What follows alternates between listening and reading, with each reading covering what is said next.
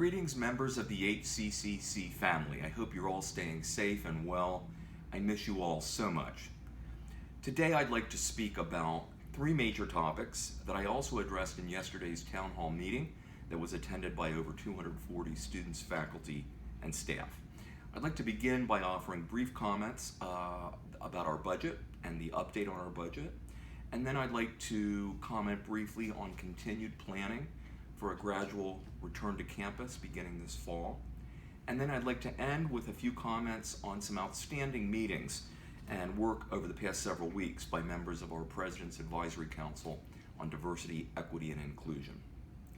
First, on the budget, the Board of School Estimate of Hudson County Community College met on Tuesday, June 16th, and I'm delighted to share that the meeting was very positive and the board approved the college's fiscal year 2021 budget request for county appropriation funding. The county's 2020-21 appropriation to Hudson County Community College represents an increase of nearly $1.9 million, or 11.6% over this year. And this completes our fiscal year 2021 budget, which the Board of Trustees approved at their June meeting. As a result of the county's appropriation increase, we're not planning any staff layoffs at this time, and we're continuing to adhere to all the principles of our budget planning process that we've discussed on numerous occasions. These include reducing administrative and operating expenses in all areas of the college, including a hiring freeze, travel freeze, and a non-essential spending freeze, keeping all employees whole to the fullest extent possible, honoring all of our contract provisions with internal unions and external service providers, and supporting our confidential employees with a 3% salary increase beginning on July 1st. Ensuring that financial measures taken don't have a negative impact on enrollment, and applying Federal CARES Act and other available one-time funding to areas of pandemic-related expenditure increases and revenue shortfalls in order to close any remaining budget gaps. So we greatly celebrate these outcomes. I thank all of our HCCC community members for working together to make these outcomes possible.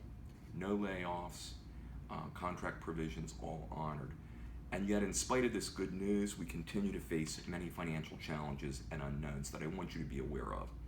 These include a 50% fourth quarter cut to our FY 2020 state funding allocation, the allocation from the state of New Jersey, plus the governor's recommended 100% cut in July through September state appropriation to all of public higher education, and a yet unknown fiscal year 2021 state budget and appropriation. We projected a 50% reduction in state appropriation through the next fiscal year. This is a budgetary challenge that's having a significant impact on our efforts to balance and keep our budget balanced. And second, while enrollment in our summer sessions is up a bit, our fall enrollment remains down over 20%, almost entirely attributed to a decline of new students. We're leaving no stones unturned in our efforts to recruit and retain students, thanks to the dedication of our entire college community and the phenomenal leadership of our colleagues in enrollment services. But nevertheless, our approved budget projects a 20% reduction in enrollment through the next fiscal year.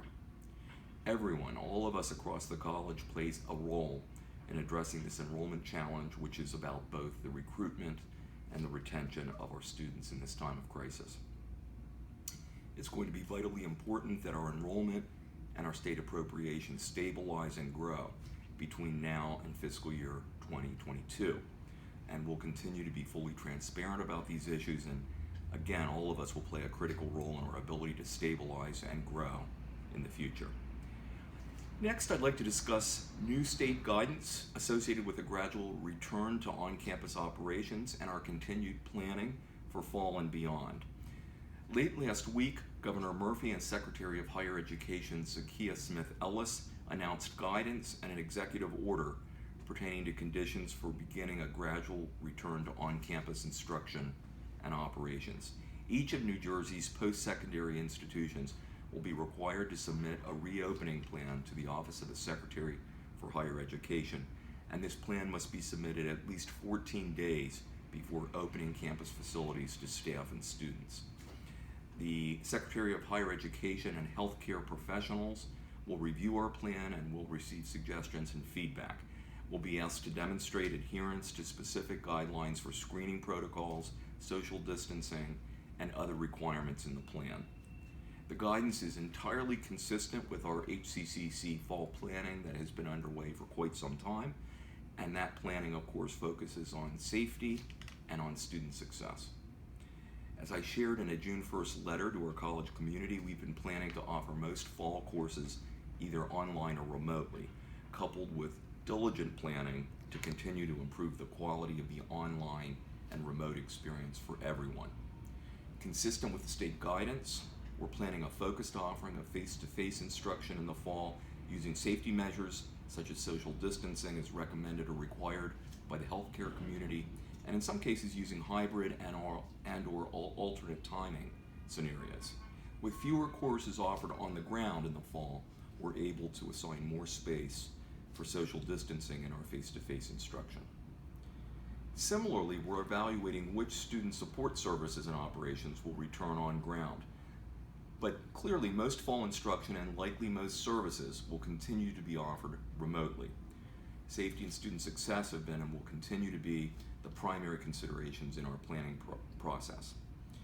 Our Return to Campus Task Force continues to work in 5 areas of planning and will now draft our reopening plan for submission to the Office of the Secretary for Higher Education. And I thank RTC, that's Return to Campus Task Force co-chairs, Lisa Doherty and Heather DeVries, and all members of the task force, some 30 strong, for their dedicated and outstanding work and attention to detail.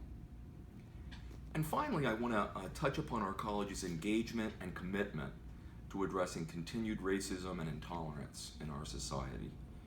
Following our special town hall meeting pertaining to continued racial injustice and violence against members of our Black and African American community and all communities, our President's Advisory Council on Diversity, Equity, and Inclusion held 2 open discussion forums and a meeting of PAC Day members over the past 2 weeks.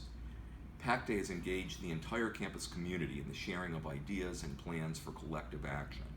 These include speakers, panels, and other programs, DEI, educational and professional development, inclusion of DEI content in curricula, building and strengthening community partnerships and advocacy, and others.